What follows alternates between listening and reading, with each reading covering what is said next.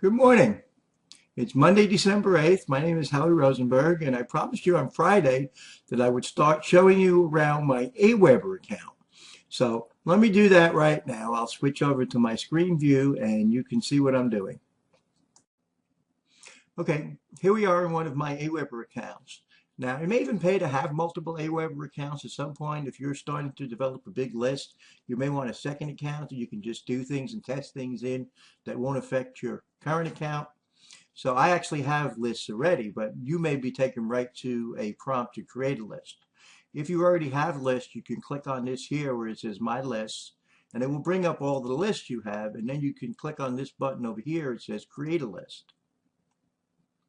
Okay, and what you will see then is that you're going to have to go through a whole series of things where you're going to have to tell them about yourself, and you're going to have to give them your address.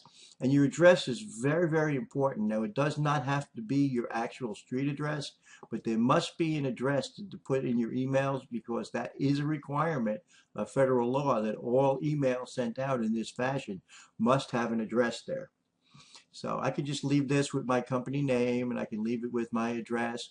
And then here where it says sender name, you're actually going to put whatever name you want to show up at the bottom of your email. Actually, this is in the from. When you look at an email that's sent from you, that's what will show up. And then the sender email, you can put whatever email. If they were to hit reply, and also this would show them where the email came from.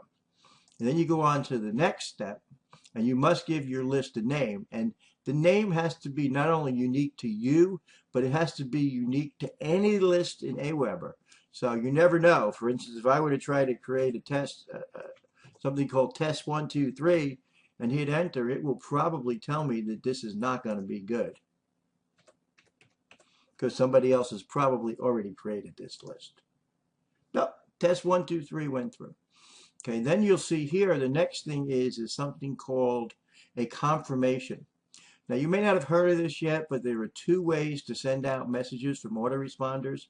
You can send out a message and not ask somebody to confirm that they've asked you to send the messages, or you can send out messages and then you need to confirm. They will get a second email saying, hey, whatever you wanted to say, but usually it says something similar to, you opted into my list. Please confirm this by clicking on this link to be sure that this is really what you wanted to do.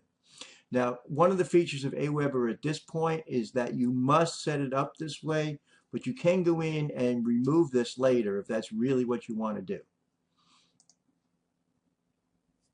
Okay, and then once you do that, you will see if I go to my list that I now have a list called test 123. Okay, at that point, you're going to go in, you're going to set up certain parameters for that list. But since I don't want to make this video very long, I just showed you today the very basics of how to set up the list. And tomorrow I'll come back and we'll go into this list and we'll do some more things with it, and I'll show you more of how it works. Anyway, this is Howie Rosenberg, and you can contact me at Howie Rosenberg Coach on Facebook or Howie Rosenberg fan page on Facebook. You can also find me on Instagram at Howie Rosenberg, or you can email me at howie@neweconomyrules.com. Anyway, this is the Aweber training for today. We will pick it up again tomorrow. Thank you very much.